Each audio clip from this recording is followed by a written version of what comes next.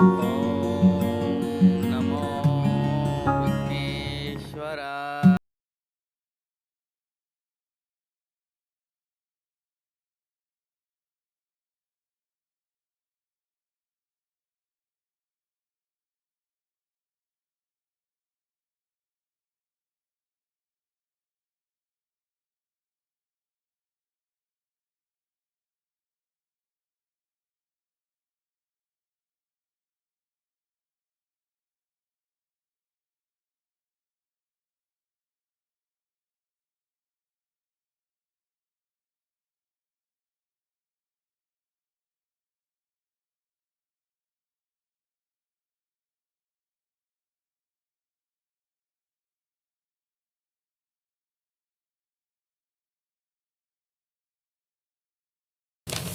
మనం ఈ వీడియోలో సమాన వాయు ముద్ర గురించి తెలుసుకున్నాం.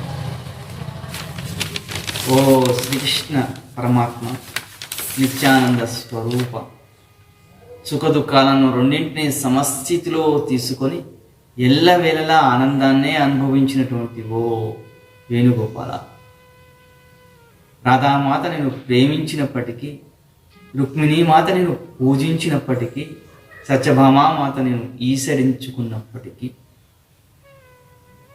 ధర్మరాజు నేను గౌరవించినప్పటికీ, దుర్యోధన దుశ్శాసనాదులు నేను అగౌరవపరిచినప్పటికీ, భీష్మ పితామహుడు నేను పూజించినప్పటికీ, శిశుపాలాదులు నేను నానా పరుషవాక్యాలతో దూషించినప్పటికీ, అర్జునుడు నేను స్నేహితుడుగా భావించినప్పటికీ, జరాసంధుడు నేను శత్రువుగా భావించినప్పటికీ, ఎల్ల వేళలా పొగడ్త ఎందు కానీ, విగట్ట ఎందు కానీ, సుఖం ఎందు కానీ, దుఃఖం ఎందు కానీ, రాగం ఎందు కానీ, దేశం ఎందు కానీ సమస్థితిలో నిల్చొని ఎల్లవేళలా ఆనందాన్నే అనుభవించినటువంటి ఓ ఆనంద స్వరూప, మేము కూడా ఈ సమాన వాయు ముద్ర వేయడం మూలంగా ఎల్లవేళలా ఆనందంగా ఉండాలని, సుఖదుఖాల రెండింటినీ సమస్థితిలో తీసుకోవాలని, రాగద్వేషాల రెండింటినీ ఏకంగానే తీసుకోవాలని, కష్టసుఖాల రెండింటినీ ఏకంగానే తీసుకోవాలని, ఎల్లప్పుడూ ఆనందాన్ని అనుభవించాలని భావిస్తూ ఈ సమాన వాయుముద్ర గురించి ప్రయత్నిస్తున్నాం నాయన. మా యొక్క ప్రయత్నానికి సహకరించు అంటూ ఆ నల్లనయ్యను, ఆ చలనయ్యను మనం ప్రార్థిస్తూ ఈ సమాన వాయు ముద్ర గురించి ప్రయత్నిద్దాం.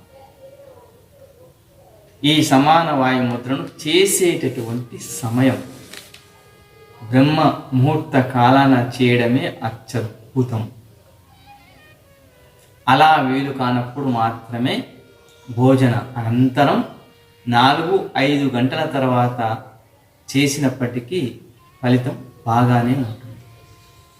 వాస్తవానికి ఈ ముద్రను ప్రతినిత్యం మనం భోజన సమయంలో చేస్తూనే ఉన్నాం. ఈ ముద్రను చేయడానికి ముందు పవిత్రమైనటువంటి ఆ ధరణీమాత పైన, సుఖదుఖాల రెండింటినీ సమస్థితిలో తీసుకునేటువంటి ఆ సహనమూర్తి పైన, రాగద్వేషాల రెండింటినీ సమస్థితిలో తీసుకునేటువంటి ఆ భూమాత పైన మనం చాపను పరుచుకొని దానిపైన జంతు సంబంధమైనటువంటి దర్పాన్ని అమర్చుకొని దానిపైన సిద్ధాసనంలో కానీ, సుఖాసనంలో కానీ, పద్మాసనంలో కానీ, వజ్రాసనంలో కానీ కూర్చొని, అలా ఎలాగో వీలు కానప్పుడు మనం కుర్చీలో కానీ కూర్చొని చేయవచ్చు. ఈ ముద్రను చేసేటటువంటి పద్ధతిని గురించి ఇప్పుడు తెలుసుకుందాం. మన చేతికి ఉన్నటువంటి ఈ 5 వేలు పంచభూతాలకు ప్రతీక. ఈ చిటికెన వేలు జలతత్వానికి ప్రతీక, ఈ ఉంగరపు వేలు పృథ్వీతత్వానికి ప్రతీక, ఈ మధ్య వేలు ఆకాశతత్వానికి ప్రతీక, ఈ చూపుడు వేలు వాయుతత్వానికి ప్రతీక, ఈ బ్రొటన వేలు అగ్నితత్వానికి ప్రతీక. ఈ 4 వేళ్లను కలిపి ఉంచి ఒక దగ్గరగా ఉంచి, ఈ 4 వేళ్ల యొక్క కొనలను బ్రొటన వేలు యొక్క కొనకు ఆంచే ముద్రే సమాన వాయు. అలా కాకుండా 5 వేళ్ల యొక్క కొనలను మనం ఆంచే ముద్రే సమాన వాయు ముద్ర. ఈ విధంగా కూడా చెప్పవచ్చు. ఈ ముద్ర వేసినటువంటి ఈ 2 చేతులను 2 మోకాలు చుప్పలపై నుంచి వెన్నును నిటారుగా ఉంచి ప్రశాంతమైనటువంటి చిత్తంతో బ్రహ్మ ముహూర్త కాలాన మనస్సును ఏకాంతం చేసి స్థిరమైనటువంటి బుద్ధితో మనస్సులోకి ఏ ఆలోచనను చొరబడనివ్వకుండా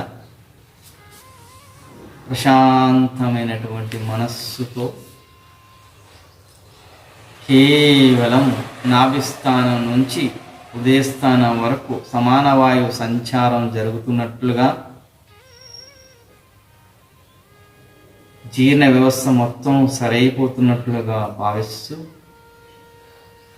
ఈ ముద్రను 10 నిమిషాలతో ప్రారంభించి 1 గంట వరకు చేయడం మూలంగా మనకు ఎన్నో అద్భుతమైనటువంటి లాభాలు కలుగుతాయి.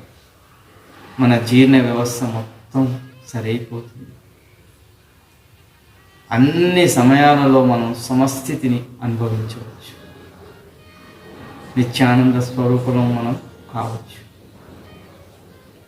ఈ ముద్రను గురించి, లాభాల గురించి తెలుసుకోబోయే ముందు ఈ ముద్రకు ఆ పేరును ఏ విధంగా స్థిరపరిచారు అన్నటువంటి విషయాన్ని గురించి మనం ఇప్పుడు తెలుసుకుందాం. మన చేతికి ఉన్నటువంటి ఈ 5 వేళ్ళు పంచభూతాలకు ప్రతీక. ఈ 5 వేళ్లను, ఈ పంచభూతాలను సమస్థితిలో ఉంచాము కాబట్టి దీనికి సమాన వాయు ముద్ర అన్న పేరును నిర్ణయించారు మన పెద్దలు. అంతేకాకుండా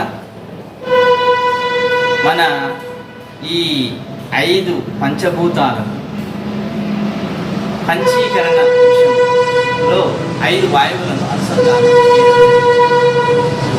దీని గురించి మనం ఆకాశ ముద్ర వీడియోను ఒక్కసారి చూస్తే స్పష్టంగా అర్థమవుతుంది.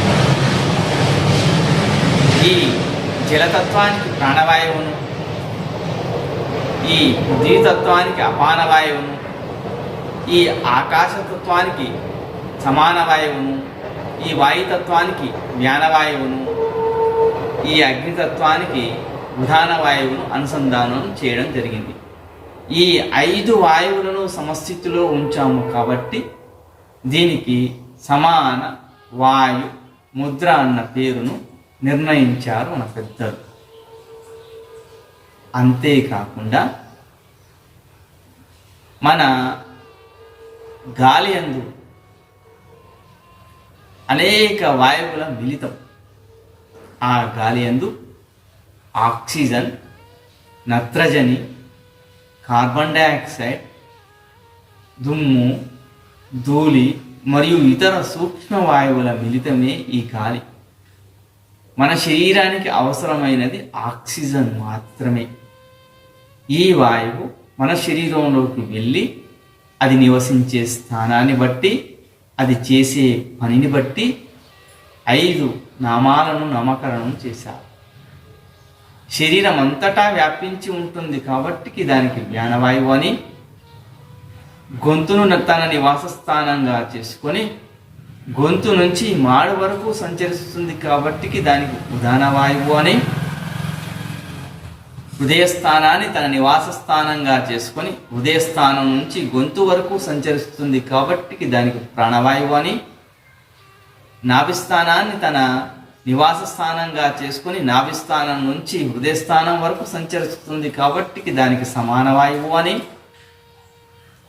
అదేవిధంగా గుదస్థానాన్ని తన నివాస స్థానంగా చేసుకొని గుదస్థానం నుంచి నాభిస్థానం వరకు సంచరిస్తుంది కాబట్టి దానికి అపాన వాయువు అని పేర్లను నిర్ణయించారు. సమాన వాయువు యొక్క నివాస స్థానం నాభిస్థానం. నాభిస్థానం అంటే మన శరీరాన్ని పైవైపుకు కింది వైపుకు 2 సమాన భాగాలుగా విభజించేటటువంటి స్థానమే నాభిస్థానం. కాబట్టే దీనికి సమాన వాయు ముద్ర అని పేరును నిర్ణయించారు మన పెద్దలు. అంతేకాకుండా ఈ సమాన వాయువు అనేది మన జీర్ణ వ్యవస్థను మొత్తం తన ఆధీనంలో ఉంచుకుంటుంది. జీర్ణ వ్యవస్థ అనేది మిగిలిన వ్యవస్థలను సమన్వయపరిచేటటువంటి వ్యవస్థ కాబట్టే దీనికి సమాన వాయు ముద్ర అన్న పేరును నామకరణం చేశారు. అంతేకాకుండా దీనికి మూకుల ముద్ర అన్న పేరును కూడా నామకరణం చేశారు మన పెద్దలు. ముకుల అనే సంస్కృత పదానికి తెలుగులో మొగ్గ అని అర్థం. ఇది మొగ్గ, ఈ ముద్ర మొగ్గ ఆకారాన్ని పోలి ఉంటుంది కాబట్టి దీనికి సమాన వాయు ముద్ర అని, మొగ్గ అనేది సమస్థితిలో ఉంటుంది కాబట్టి. అదేవిధంగా మన శరీరం కూడా ఎగుడు దొడుగులు లేకుండా సమస్థితిలో ఉంచేటటువంటి ముద్ర కాబట్టి దీనికి ముకుల ముద్ర అన్న పేరును నామకరణం చేశారు. అంతేకాకుండా దీనికి శుక్రు ముద్ర అన్న పేరును కూడా నామకరణం చేశారు. అది ఎలాగంటే మన పెద్దలు మనం భోజనం చేసేటటువంటి పద్ధతిని బట్టి మన స్వభావం ఉంటుందని తెలియజేశారు. భోజనానికి సరైన తిష్ట, సరైన నిష్ట అవసరమని మన పెద్దలు తెలియజేశారు. భోజనం చేయడానికి ముందు మన చేతులను, పాదాలను, నోటిని శుభ్రంగా చేసుకొని ఎక్కువగా గాలి వీచినటువంటి ప్రదేశాన్ని ఎంచుకొని ఆ ప్రదేశంలో ధరణీమాత పైన దర్పాన్ని పరుచుకొని ఆ దర్పం పైన తూర్పు అభిముఖులమై కూర్చొని మనం భోజనం చేయవలసి ఉంటుంది. ఆ భోజనం చేసే సమయాన మన చేతికున్నటువంటి ఈ 5 వేళ్ళు పంచభూతాలకు ప్రతీకలు. ఆ భోజనం చేసే సమయాన మనం చేతి మునివేళ్లతో శృతిమెత్తగా ఆహారాన్ని కలుపుతూ ఆ చేతి మునివేళ్లతో ఆహారాన్ని తీసుకొని ఆ చేతి మునివేళ్లను నోటిలోనికి పోయే విధంగా ఉంచి ఆ ఆహారపు ముద్దను నోటిలో ఉంచివేసి నెమ్మదిగా చేతులను తీసివేసేటట్టు చేస్తే అతని స్వభావం అనేది శుక్రు స్వభావంగా ఉంటుందని, అలా కాకుండా ముద్దను పిసుకుతూ ఉన్నప్పుడు అతని వేళ్ళ మధ్యలో నుంచి ఆహారం అనేది జారిపోతూ చేతిని మొత్తం ఆ ఆహారమే ఉండేలా చేస్తే అతని యొక్క స్వభావం శుక్రు స్వభావం అని, శుక్రు స్వభావానికి వ్యతిరేకమైన స్వభావాన్ని అతడు కలిగి ఉంటాడని మన పెద్దలు తెలియజేశారు.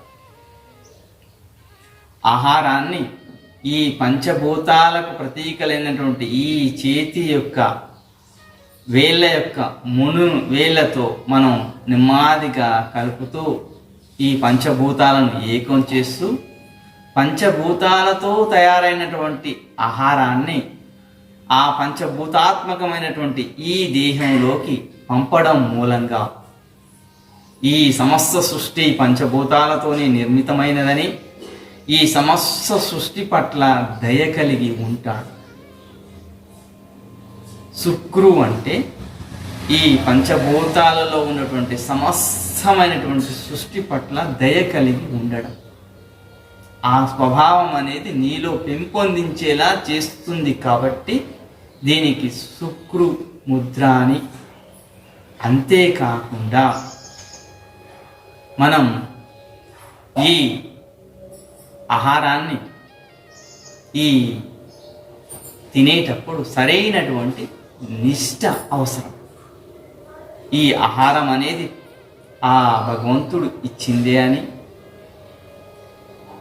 ఈ ఆహార పదార్థము కూడా భగవంతుని యొక్క స్వరూపమే అని, ఈ ఆహారాన్ని తీసుకునేటువంటి ఈ దేహం, ఈ శరీరం నేను కూడా ఆ పరమాత్మ స్వరూపమే అన్న భావనతో మన దృష్టిని మొత్తం ఆహారం పైనే ఉంచి ఆహారాన్ని శుతిమెత్తగా కలుపుతూ ఆ ఆహారాన్ని మనం వాసనను పీల్చుతూ రుచిని ఆస్వాదిస్తూ మౌనంగా తింటూ ఉండడం మూలంగా మన శరీరంలో జీర్ణ వ్యవస్థ అనేది సరైపోయి మనం ఏ పని చేసినా సమర్థవంతంగా చేసేటటువంటి శక్తిని కలిగి ఉంటామని, ఎందుకు అంటే మన శరీరం సంపూర్ణమైన ఆరోగ్యాన్ని పొంది ఏ పనినైనా సమర్థవంతమైనటువంటిగా చేసేటటువంటి శక్తిని పొందుతుంది అని, ఆరోగ్యవంతుడే ఏ పనినైనా సమర్థవంతంగా చేస్తాడని, అతడు శుక్రువు అయిపోతాడని, శుక్రువు అంటే చాలా చక్కగా పనిచేయడం అని అర్థం. మనం ఈ విధంగా సరైనటువంటి తిష్టతో సరైన నిష్టతో తింటూ మన శరీరాన్ని, మనస్సును, దృష్టిని ఏకం చేయడం మూలంగా మనం దయగల స్వభావాన్ని కలుగుతూ ఏ పనినైనా సమర్థవంతంగా చేసేటటువంటి స్వభావాన్ని పొందుతాము. కాబట్టి దీనికి శుక్రు ముద్ర అన్న పేరును నామకరణం చేశారు మన పెద్దలు. ఇకపోతే ఈ ముద్రకే వాత, పిత్త, కప, దోష నివారిణి అని, త్రిదోష నివారిణి అన్న పేరును కూడా నామకరణం చేశారు మా పెద్దలు. అది ఎలాగంటే షట్ చక్రాలతో తయారైనటువంటి ఈ దేహానికి షట్ రుచులు మనం ఇవ్వవలసి ఉంటుంది. షట్ రుచులు అంటే తీపి, పులుపు, చేదు, వగరు, ఉప్పు, కారం. ఈ 6 రుచులను సమస్థితిలో మనం ఈ శరీరానికి ఇవ్వాలి. కానీ మన జీవచాపల్యం చేత ఏదో ఒక రుచికి మనం లొంగిపోయి ఆ రుచి గల పదార్థాన్నే మనం ఎక్కువగా తీసుకోవడం చేత మన శరీరం అనేది రోగగ్రస్తం అవుతుంది. వాత, పిత్త, కఫ దోషాలను కలిగి రోగగ్రస్తం అవుతుంది. అలా కాకుండా ఈ ముద్ర చేస్తుంది. ఈ త్రిదోషాలను ఈ ముద్ర తొలగిస్తుంది. నీ జీర్ణ సంబంధమైనటువంటి సమస్తమైనటువంటి దోషాలను తొలగించి వేయడం మూలంగా ఈ జీర్ణ వ్యవస్థ అనేది మిగిలిన వ్యవస్థలన్నింటినీ సమన్వయపరిచే వ్యవస్థ. కాబట్టి ఆహారం సరిగ్గా జీర్ణమైపోతే విసర్జక వ్యవస్థ సరిగ్గా పనిచేసి, రక్త ప్రసరణ వ్యవస్థ సరిగ్గా పనిచేసి నీకు సంపూర్ణమైన ఆరోగ్యాన్ని ప్రసాదిస్తుంది. అదేవిధంగా ఈ త్రిదోషాలను నీ శరీరానికి అంటనివ్వకుండా చేస్తుంది. కాబట్టే దీనికి త్రిదోష నాశిని ముద్ర అన్న పేరును మన పెద్దలు నామకరణం చేశారు. ఇక ఈ ముద్రను చేయడం మూలంగా మనకు కలిగేటటువంటి లాభాల గురించి ఇప్పుడు చర్చిద్దాం. మొట్టమొదటగా మన జీర్ణ వ్యవస్థ సరైపోతుంది. ఈ పంచభూతాలతో మనం ఆహారపు ముద్దను మనం కలుపుతూ ఉన్న వెంటనే మన మెదడుకు సమాచారం అంది అది ఆహారం వస్తుంది అన్న సంకేతాన్ని జీర్ణాశయానికి ఇచ్చివేస్తుంది. ఆ జీర్ణాశయం మనం ప్రతిరోజు ఒకే సమయంలో ఒకే రకమైనటువంటి ముద్దను, ఆహారాన్ని ఇవ్వడం మూలంగా ఎంత ముద్ద వస్తుంది అన్నది మొదలే అది అంచనా వేసి మనకు అంతే పరిమాణంలో జీర్ణరసాలను ఉత్పత్తి చేస్తూ ఉంటుంది. అలా కాకుండా మనం ఈ విధంగా ముద్దను పిసుకుతూ ఉన్నప్పుడు ఆహారం అయితే వస్తుంది, కానీ ఎంత పరిమాణంలో వస్తుంది అన్న విషయాన్ని మెదడు జీర్ణాశయానికి అందివ్వలేకపోతుంది. అటువంటి ఈ విధంగా పిసుకుతూ తినే వ్యక్తి ఎంత తింటాడో, ఎంత పరిమాణంలో తింటాడో, అసలు ఏ సమయంలో తింటాడో అన్నది కూడా ఆ జీర్ణాశయం అంచనా వేయలేకపోతుంది. అసలు మెదడికి ఆ అంచనా అనేది అందదు. కాబట్టి మనం ప్రతినిత్యం ఒకే సమయాన ఒకే పరిమాణంలో తింటూ ఉండడం మూలంగా జీర్ణ సంబంధమైనటువంటి సమస్త దోషాలను మనం తొలగించుకోవచ్చు. ఈ ముద్ర వేయడం మూలంగా మనం ఆహారాన్ని ఈ చేతి వేళ్ళతో శృతిమెత్తగా మనం కలుపుతూ తీసుకోవడం మూలంగా మన జీర్ణ సంబంధమైనటువంటి సమస్త దోషాలు మన నుంచి దూరమైపోతాయి. ఇక రెండవ లాభం, తల్లి శిశువుకు గోరుముద్దలు తినిపించడం మూలంగా గోరు ముద్ద అంటే గోరు భాగం వరకు ఉన్న మునివేళ్లతో ఆహారాన్ని కలిపి, గోరు భాగం వరకు ఉన్న మునివేళ్లతో ఆహారాన్ని తీసుకొని గోరు భాగం వరకు ఉన్న మునివేళ్లను శిశువు నోట్లో ఉంచేటటువంటి ముద్ర కాబట్టి దీనికి గోరు ముద్ర అన్న పేరును నామకరణం చేశారు మన పెద్దలు. ఈ విధంగా గోరు ముద్దలు తినిపిస్తూ ఉండడం మూలంగా తల్లి యొక్క జీర్ణ వ్యవస్థ సరైపోతుంది, గర్భాశయానికి సంబంధించినటువంటి దోషాలు మొత్తం తొలగిపోతాయి. ఆ తల్లికి సమస్తమైనటువంటి దోషాలు తొలగి, జీర్ణ సంబంధమైన దోషాలు తొలగి ఆ తల్లి ఆరోగ్యంగా ఉంటూ శిశువును ఆరోగ్యంగా రక్షిస్తూ కాపాడుతూ ఉంటుంది. ఇది సనాతన సంప్రదాయం. ఎంతో గొప్పది మన భారతీయ సంస్కృతి సంప్రదాయం. మన భారతీయ సంస్కృతి సంప్రదాయం వెనుక ఆరోగ్య రహస్యం దాగి ఉంది. స్పూన్లతో తినడం మన సంస్కృతి కానే కాదు. కాస్తంత ఆలోచించండి. ఇకపోతే మరొక లాభం, శరీరం మరీ అంత లావుగాను మరి అంత బక్కగా కాకుండా ఈ ముద్ర చేస్తుంది.